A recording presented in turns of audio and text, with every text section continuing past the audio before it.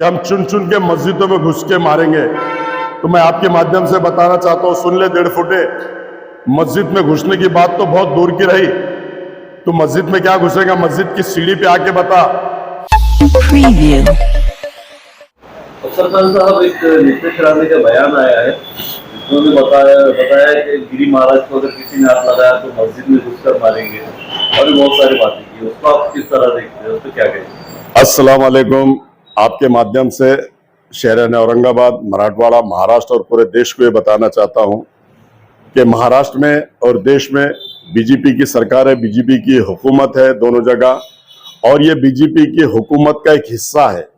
ये बीजेपी का आमदार है, और बीजेपी का आमदार होने के बावजूद इस तरह की अगर ये भाषा करता है और दो समाजों में तेढ़ निर्माण करने की बात करता है, हिंदू और मुस्लिम करता है, तो इसके ऊपर होम मिनिस्टर भी उनका है, सीएम भी उनका है, पीएम भी उनका है। तो मैं अदबन गुजारिश करता हूं महाराष्ट्र सरकार से और महाराष्ट्र के महासंचालक और सभी एसपी साहब से, पुलिस कमिश्नर साहब से अदबन गुजारिश करता हूं कि इस तरह की भाषा अगर कोई करता है और ये दो समाजों में तेढ़ निर्माण करके, दो समाजों में नफरत फैला के जो बात कर रहा है, तो अगर इस तरह की बातें कर रहा है कि हम चुन चुन के मस्जिदों में घुस के मारेंगे, तो मैं आपके माध्यम से बताना चाहता हूं, सुन ले 1.5 फुटे। मस्जिद में घुसने की बात तो बहुत दूर की रही, तो मस्जिद में क्या घुसेगा? मस्जिद की सीढ़ी पे आके बता। तो कौम का नौजवान सक्षम है हर तरह से निपटने के लिए। हुजूर की शान में अगर कोई गुस्ताखी करता है तो बच्चे, हजारों लाखों नौजवान उनके ऊपर कुर्बान होने को तैयार रहते हैं।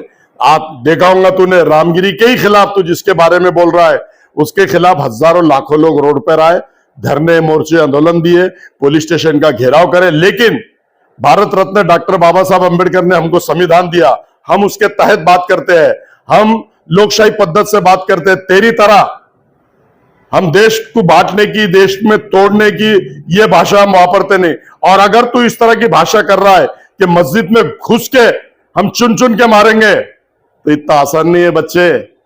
मस्जिद में घुसना बहुत दूर की बात है, तू मस्जिद की सीढ़ी पे आके बता। हम और हमारा समाज बिल्कुल सक्षम है, जो हुजूर के लिए अपनी जान मरण मिटाने को करता था। जो तू मस्जिद में घुसने की बात कर रहा है वो हमारे अल्लाह का घर है, और तू अल्लाह के घर में घुसने की बात कर रहा है। तेरे में अगर हिम्मत है, तू अपने बाप की औलाद है, तो मस्जिद घुसने की तो बहुत दूर की बात, तू सीढ़ी पे आके बता। मुसलमान का हर नौजवान साथी, कौम और मिल्लत का हर नौजवान बच्चा तेरे को अपनी हैसियत और औकात बता देगा। और मस्जिद में घुसने की तू बात कर रहा, सीढ़ी भी नहीं चढ़ने देगा। आपके माध्यम से मैं ऐसा कहता हूं, आपने देखा होगा कि जो खासदार के इलेक्शन हुए महाराष्ट्र में, सेना और बीजेपी के पैर के नीचे की जमीन खिसक गई। ये दोनों, सेना और बीजेपी, ये चाहती है। आपने देखा होगा रामगिरी महाराज का स्टेटमेंट, आपने देखा होगा ट्रेन में हमारे एक बुजुर्ग जा रहे थे, वो भैंस का गोश्त लेके जा रहे थे अपनी बच्ची से मिलने के लिए।